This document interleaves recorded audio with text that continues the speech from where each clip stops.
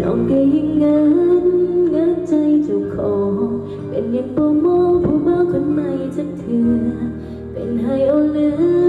จะบ่จักเถื่อเอาแต่สิคิดฮอดเขาบุญเก่าปางใดที่น้องได้เห็นซอยให้ล้นน้ำขอให้น้องลืมเจ้าได้บ่อย่าให้น้องถอยน้องต้องทรมานขอสิ่งศักดิ์สิทธิ์จงโดนบันดาลลบความทรงจำที่เกี่ยวกับเจ้าทิ้งไปอย่าให้คิดฮอดอย่ากอดเขาอย่าให้ใส่ความเมาบรรเทาหัวใจ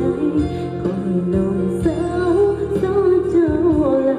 ขอให้น้องกลับมาเป็นผู้หญิงที่ใจแข็งแรงลืมบันไดหัวใจก็ยังหักคือเก่ายังคงเหงายังปวดร้าวยังมีเจ้าอยู่เต็มหัวใจ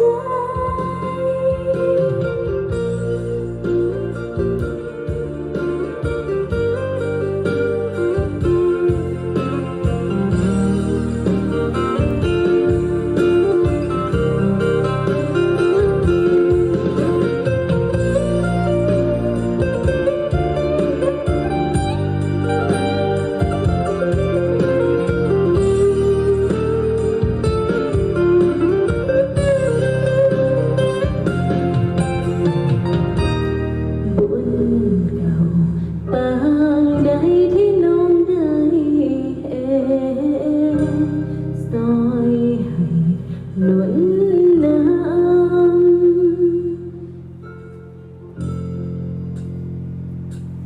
ขอให้น้องลืมเจ้าได้บ่อย่าให้น้องถอยน้องต้องทรมานขอสิ่งศักดิ์สิทธิ์จงบันดาลลบความทรงจำที่เกี่ยวกับเจ้าทิ้งไปอย่าให้คิดฮอ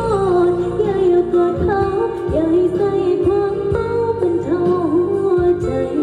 ขอให้น้องสาวเจ้าลายขอให้น้องกลับมาเป็นผู้หญิงที่ใจแข็งแรง